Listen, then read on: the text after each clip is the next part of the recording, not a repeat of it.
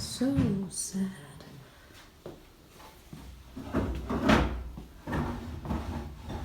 Bye, our airplane. Well, we're officially saying goodbye to our apartment. If you're confused about why I'm getting on an airplane right now, check out my video from earlier in the week about why we're leaving.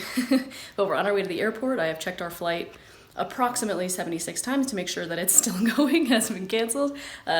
We've checked in, so we just need to show up with our bags and yeah, head on our way. A friend of ours is taking us to the airport so we can avoid going in an Uber, which makes me feel a little bit better. Yeah, let's get this travel day started.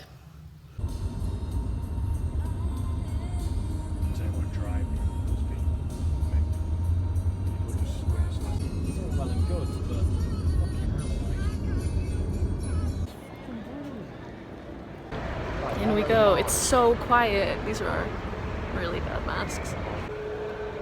This is the strangest airport experience I've ever had. There's literally no people here. Everyone in the airport is staff. We had to wander around for quite a while to find a bathroom that's open. And then when we went through security, we literally, like, every person in security, like, looked through every single thing. We got pat downs, we got our bags wiped, we got the full treatment. So they're obviously doing a lot. Also, when we went through security, we had to fill out this form on our phones, which was really interesting, about like where we're going, and it had like a barcode. So I think they're tracking people on the flights in case somebody on the flight has it, they can notify everyone. So that was interesting.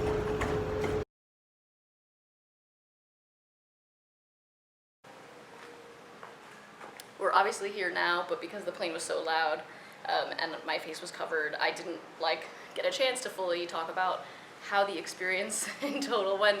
So I'm just gonna walk you through some of the video footage that I took during this very strange travel day. There were so many more cars on the road than I expected in Mexico City. Like I've told you before, we used to live in Estado de Mexico, just outside of Mexico City to the west. And usually when I leave for the airport on a normal day, pre-COVID, it took us about an hour and a half to get to the airport, an hour and 15 minutes. And if the traffic was like almost non-existent, if you went like 6 o'clock in the morning, it took an hour. It took us like 40 minutes to get to the airport. So although there was a lot of traffic on the road, it's still nothing compared to what Mexico City was before the coronavirus. Before we went through security, after we checked in, we had to go up to one of the desks and they asked us to take out our phones and scan this like QR code. And then it popped up this website and we had to fill out all this information about our health, what we thought our current health was, our name, our phone number, our email address. And then we had to show that again when we got to the other side, when we landed at Manzanillo. So it was definitely like well taken care of. They were tracking how many people were in and out of the airport, and obviously if someone on our flight were to have coronavirus, that I assume that's why they wanted people's contact details, so that they could then contact us and let us know to get tested. If you're flying out of Mexico City in the next few weeks or months, it's definitely interesting. After you go through this process of filling out this information, they check your temperature, and then you go through to security where you get your bag scanned.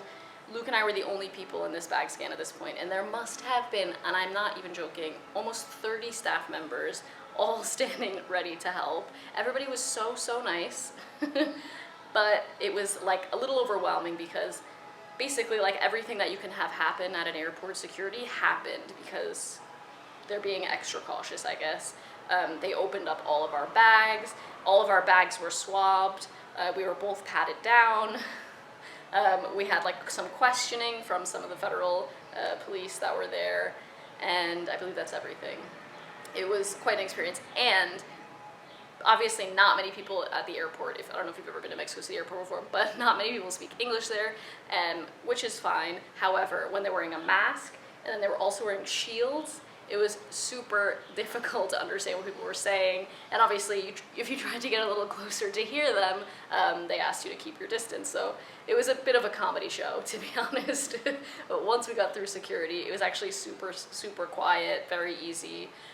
Again, everybody was so nice. Everything in the airport, except for duty free, was open. Starbucks was open, 7-Eleven was open, so we were still able to get some water to take with us on the plane.